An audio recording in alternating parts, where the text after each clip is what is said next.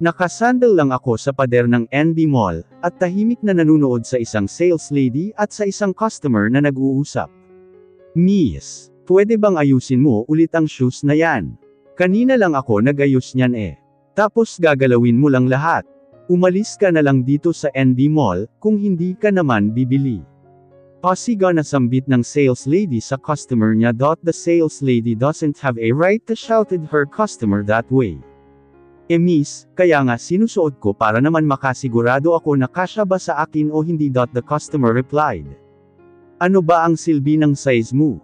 Titingnan mo lang naman ang size. Malakas ang boses na sabi ng sales lady, may point siya, pero mali naman ang sigawan ang customer niya. Saka isa pa, responsibilidad ng isang sales lady ang e-entertain ng maayos ang customer niya, at responsibilidad din niya ang ayusin ang nagulong shoes. She don't have the right to shout at her customer.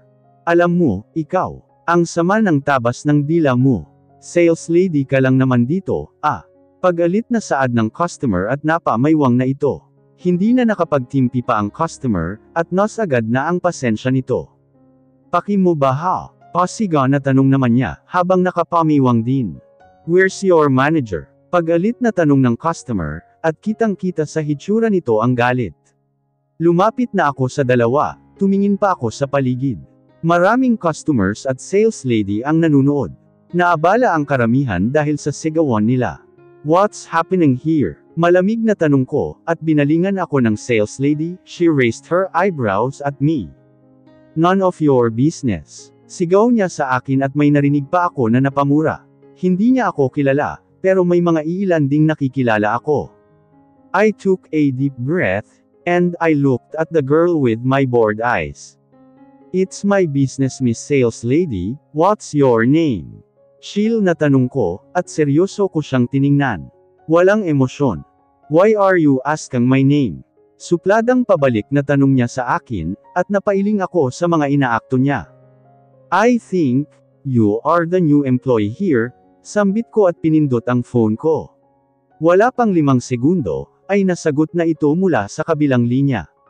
Yes madam, may I help you? Nauutol na tanong ng secretary ko over the phone. Can you please give me the biodata copies of the new employee of the NB Mall? Sales lady, perhaps. I need it now and this is important. I'll give you 5 minutes. Seryosong sambit ko, at hindi ko inalis ang tingin ko sa babae. Who are you? Tanong niya sa akin, kalmado na ang boses niya. You know what, Miss Sales Lady? Anytime pwede kang tanggalin sa trabaho mo, sabi ko at napa-cross arm ako. So what? Napahawak ako sa sentido ko. Pinapainit niya talaga ang ulo ko. Madam, here's the copies. Napalingon ako sa nagsalita. And I looked at my wristwatch. 3 minutes and 32 seconds. Not bad. Sambit ko at kinuha ang copies. What's your name again, Miss Sales Lady? Seryosong tanong ko, at inabala ang sarili sa paghahanap ng biodata niya.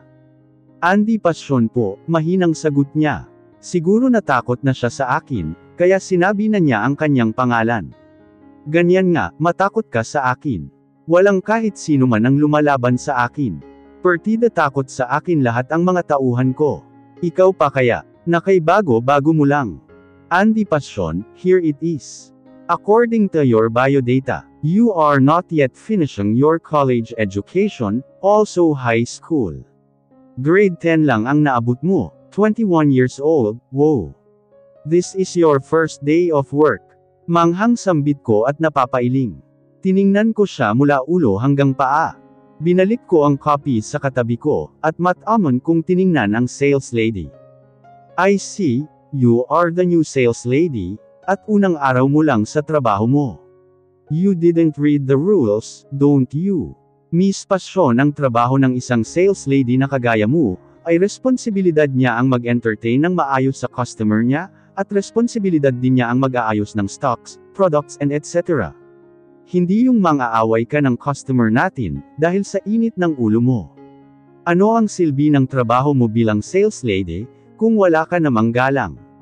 Malamig at seryosong sambit ko sa kanya.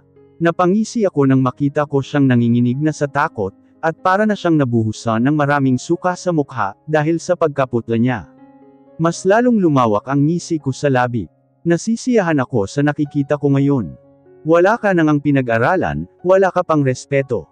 Tinanggap ka ng maayos, binigyan ng magandang trabaho, kahit na grade 10 lang ang naabot mo, malamig na sambit ko, at pati ako ay nas agad na ang pasensya ko sa babaeng walang pinag-aralan na ito. Sino po ba kayo ma'am? I am not Anya Belmonte. And Miss Passion, you're fired. Sigaw ko sa kanya, halos mapugto ang ugat ko sa leeg dahil sa lakas ng boses ko. Tumalikod ako at akmang hahakbang na sana, nang napatigil ako ng may humawak sa magkabilang binti ko. Madam, please, huwag ninyo po akong tanggalin sa trabaho. Parang awa nyo na po, madam. Naiiyak na pagmamakaawa niya sa akin. Isa sa mga employees ko ang hindi ko gusto, yung walang respeto at hindi sumusunod sa rules. Kung minsan ka lang palpak, tanggal ka na agad sa trabaho mo. Isa ring advantage ng NB Mall, na nagha-hired kami ng unfinishing studies. College level, high school level or maski grade 1 ka pa lang, basta may respeto ka at marunong makisama sa mga customers. Hindi kami magdadalawang isip na tanggapin ka sa trabaho. Pero kung ang ugali mo ay kasing ugali ng babaeng ito, disqualified ka na kaagad. Madam, parang awa ninyo na po. Hindi ko na po uulitin, wag ninyo na po akong tanggalin, may sakit po ang tatay ko, kailangan ko po ang trabaho na to madam. My decision is final, mariin at maautoridad na sambit ko. Sana sa una pa lang ay alam na niya ang consequences na mangyayari sa kanya, if she broke the rules. Tinanggal ko ang kamay niyang nakahawak sa paa ko, at taas noong naglakad palayo roon. Naramdaman ko naman na sumunod na sa akin ang secretary ko. Napahinto lang ako nang may biglang humarang sa dinadaanan namin. Nagsalubong ang kilay ko, dahil sa may nakaharang sa dinadaanan ko. Move, mariin at malamig na utos ko. Pero hindi siya sumunod sa utos ko. Iniangat ko ang tingin ko at nagulat pa ako. What an handsome guy he is. Sumikdaw naman ang tibok ng puso ko, at parang lalabas ito dahil sa bilis ng pintig nito. What is the problem? Malamig na tanong ko sa lalaking hamarang sa akin, at pinakitaan ko talaga siya ng nagagalit na emosyon. Maski siya ay madilim din ang mukha. Mahirap basahin. You know what? You don't have a right to judge your employee like that. Mababa man ang pinag-aralan niya, ay hindi mo siya dapat pagsasabihan ng mga ganoon. Nagkamali man siya sa trabaho niya, ay dapat sana bigyan mo na lang siya ng babala. Hindi yung tatanggalin mo siya agad sa trabaho niya. Ikaw ang may-ari at ikaw ang boss, kaya dapat ikaw ang makakaintindi sa mga nakakababa sa iyo. You know what? Educated ka man wala ka ring respeto. Mas masahol ka pa sa walang pinag-aralan. Pathetic woman, daig mo pa ang ignorant. You are heartless and ruthless. Mahabang litanya niya at tinalikuran ako bigla. I'm speechless. What was that? Gulat na tanong ko na may kasama pang pagmumura, at naramdaman ko ang pag-init ng pisngi ko at tainga ko dahil sa galit. Madam, na MU yata, ani secretary ko. Pumihit ako paarap sa kanya at tinaasan ko siya ng kilay. What MU? Takang tanong ko sa kanya. Misunderstanding po, madam, magalang na sagot naman niya sa akin. How dare him for judging me too like that? Galit na sigaw ko at napa-poker face lang ang secretary ko. Did you know that man? Pag-alit na tanong ko, pero sa mahinang boses lang. Nagsimula na kaming maglakad, at naiinis pa rin ako sa lalaking iyon. Yes madam, he's your future husband. Napatigil ako at humarap ulit sa kanya. You mean, Dave Benson? Hindi makapaniwalang tanong ko, at namimalog ang mga mata ko. Sad to say, yes madam. Oh my God, sira na ata ang reputasyon ko sa future husband ko. What did I do? Pagkatapos ng kasal namin ni Dave, ay kaagad na niya akong hinela papuntang parking lot. Hey, wait up. Dahan-dahan naman. Mataas ang heels ko. Sigaw ko pero parang wala lang sa kanya, at hindi ako pinansin. Deadma lang. Huminto kami sa pulang kotse, at marahas na tinulak ako papasok. Napaka-gentleman naman niya. Note the sarcasm, please. Ouch! Sabi ko at napasubsob ako sa upuan nito. Napapikit ako ng malakas niyang sinara ang pintuan ng kotse niya. What is his problem? Mabilis na pumasok siya sa driver's seat, at mabilis niya rin pinausad ang kotse niya, at kasabay na pinaharurot ito. Hey, slow down! Sigaw ko at dali-daling sinuot ang seatbelt ko. Natakot ako roon eh. Nang maayos ko na ang pagsuot ng seatbelt ko, ay napatingin ako sa labas ng bintana. Haliye, mura ko, for Pete's sake halos hindi na makita ang dinaraanan namin, dahil sa mabilis na pagmamaneho niya. Mababangga tayo, sigaw ko sa kanya. I don't care. Pabalik na mura niya sa akin, at nagtatadyes ang bagang niya. I hate it, Dave Benson.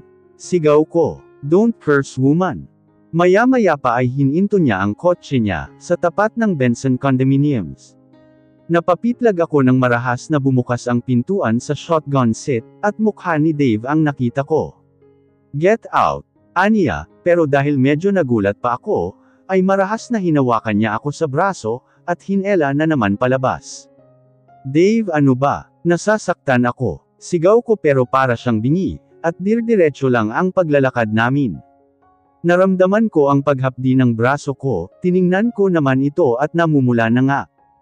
I can't help my tears falling down on my cheek.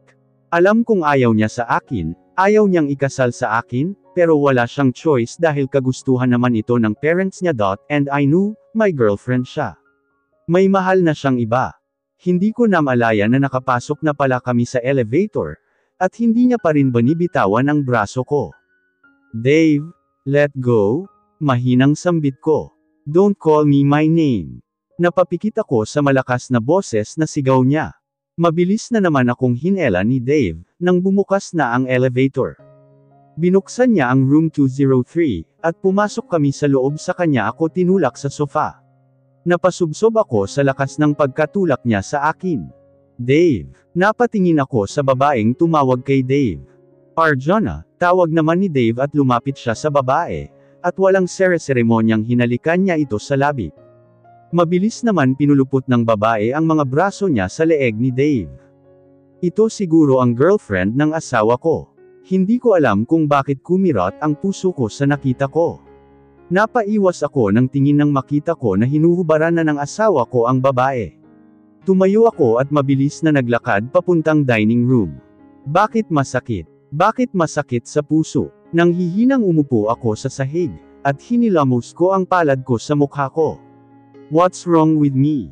Bakit ako nasasaktan? Bakit ako nagkakaganito? Bakit parang may sumasaksak sa puso ko? Nasasaktan ba ako? Kasi ang asawa ko may kahalikang ibang babae. And the worst is yung babaeng mahal na mahal pa ng asawa ko. Bakit hindi ka lumaban? May karapatan ka naman, di ba? Ani ng maliit na boses sa isip ko. How? Alam kong talo ako sa babaeng iyon. He belongs to you, he's your husband. And you can do anything you want to him. May karapatan ka dahil kasal kayo. Tumayo ako at bumalik sa living room, pero napahinto rin ako dahil sa nakita ko. Dahan-dahan akong napaatras, hindi ko kaya. Hindi ko kaya ang mga nakikita ko. Gusto kong umalis, gusto kong lumabas. My husband having something with another girl. Masakit iyon sa mata, lalong-lalo na sa puso ko. Nanginginig na binuksan ko ang pintuan, at lumabas sa kondo ng asawa ko. Asawa ko. Husband. Sambit ko at mapaklang tumawa. Pinindot ko ang elevator at dali-daling pumasok. I'm still wearing my wedding dress. Kainis. Para akong baliw rito eh. Magsasara na sana ang elevator, nang biglang may kamay na pumihil noon. And I saw my husband. Tiningnan niya ako na puno ng galit, at napalitan din ng walang emosyon, at parang any moment ay kakatayin na niya ako ng buhay. Where do you think you're going, woman? Malamig na tanong niya sa akin, at humigpit ang pagkakahawak niya sa braso ko. Nang hindi ko siya sinagot, ay bahagyang hinela niya ako palapit sa kanya. That's hurt. Sigaw ko at pilit na tinatanggal ko ang kamay niya na mahigpit na kahawak sa kamay ko. Take that note. Leon, pang kamay ko na imbolido ang hinawakan niya. Iyong kamay ko na paminsan-minsan ko na lang naigagalaw. Yeah right. Hindi ko na nararamdaman, pero ramdam ko ang kuko niya sa balat ko. Napadaing ako nang marahas niya akong hinela, at pumasok kami ulit sa kondo niya. Let go, Dave. Sigaw ko at pakiramdam ko ay maiiyak na ako, dahil sa sakit na nararamdaman ko. Kaya pala ayaw niyang tinatawag ko siya sa second name niya, dahil ang babae niya ang tumatawag noon sa kanya. Napapitlag ako ng malakas na sinandal niya ako, sa nakasarang pintuan at mat-ama niya akong tiningnan. Not Anya Benson, my wife, my hated wife. Keep remind this witch. Kung ano man ang ginagawa ko, ay wala kang karapatang pigilan ako, wala kang karapatan sa anumang gagawin ko sa buhay ko. In short, my business is my business only. And you're out with that. Wala kang karapatan sa akin, aniya sa malamig na boses, at ang mga mata niya ay may kislap, may galit. Did you hear yourself? I don't have the right. You're my husband. Sa papel lang. Asawa mo lang ako sa papel, and don't forget, too, that we're just married in convenience. Kaya huwag kang mag-assume na magiging mabait ako sa'yo. I love Arjuna, and she's my girlfriend, and you're just my wife. Sa papel, aniya at hinawakan ako sa chin ko, at humigpit ang pagkakahawak niya. Iniangat niya ito at hindi ko mapigilan na lamandes ang luha ko sa pisngi ko. Mabilis na tinanggal niya ang kamay niya sa chin ko, at napatitig siya sa kamay niya na may luha ko na pala. Tapos iniwan na niya ako, at napadaus-daus na lang ako sa sahig, at ipinikit ko ang mga mata ko. Asawa ko lang siya sa papel. At wala akong karapatan sa kanya. Let's see kung wala talaga akong karapatan sa iyo, my dear husband. Bumaba ang tingin ko sa kaliwang kamay ko. Iniangat ko pataas, pero agad namang bumagsak sa paa ko. I hate this life.